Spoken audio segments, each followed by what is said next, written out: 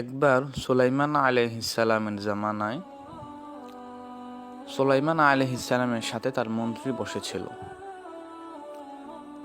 অতঃপর মালাকুল মউত মানুষের আকৃতিতে তাদের সামনে উপস্থিত হলো।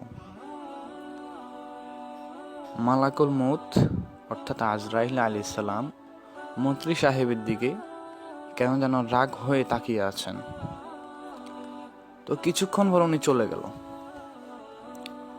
অতঃপর মন্ত্রী সুলাইমান আলাইহিসসালামকে প্রশ্ন করলো, ওই ব্যক্তিকে, সে আমার দিকে এত রাগ হয়ে তাকিয়ে আছে?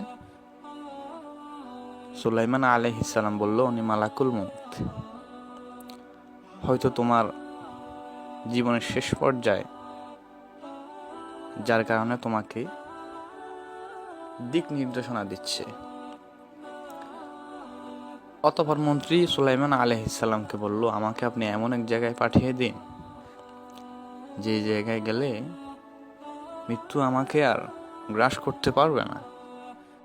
তার কথা অনুযায়ী সুলাইমান আলাইহিসসালাম তাকে বাতাসের মাধ্যমে হাজার হাজার মাইল দূরে একটা ভূমাস নামক দ্বীপে তাকে পাঠিয়ে দিলেন। ওখানে যাওয়া মাত্রই মালাকুল মউতের সাথে সাক্ষাৎ।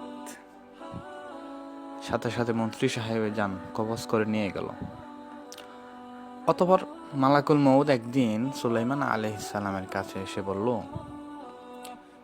যে, দেখুন, আমি তার দিকে রাগ হয়ে তাকিয়ে আছি কেন আপনি জানেন?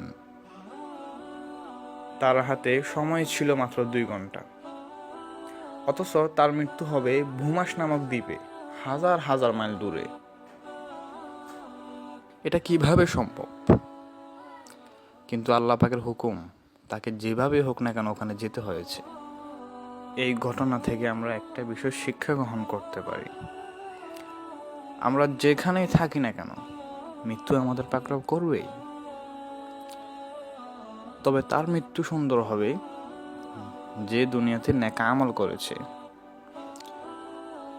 মসজিদে আজান দেওয়া মাত্রই নামাজে চলে গেছে, গুনাহ থেকে বিরত থেকেছে। অতএব আমরা চাই আমাদের মৃত্যুটাও যেন সুন্দর হয়, পরকালে যেন শান্তিতে বসবাস করতে পারি। আমাদের উচিত নেক আমল বাড়িয়ে দেওয়া, গুনাহ থেকে বিরত থাকা, রসুলের তরিকায় চলা। তাহলে আমাদের আখিরাত সুন্দর হবে, আমাদের পরকাল সুন্দর হবে। আল্লাহ পাক সবাইকে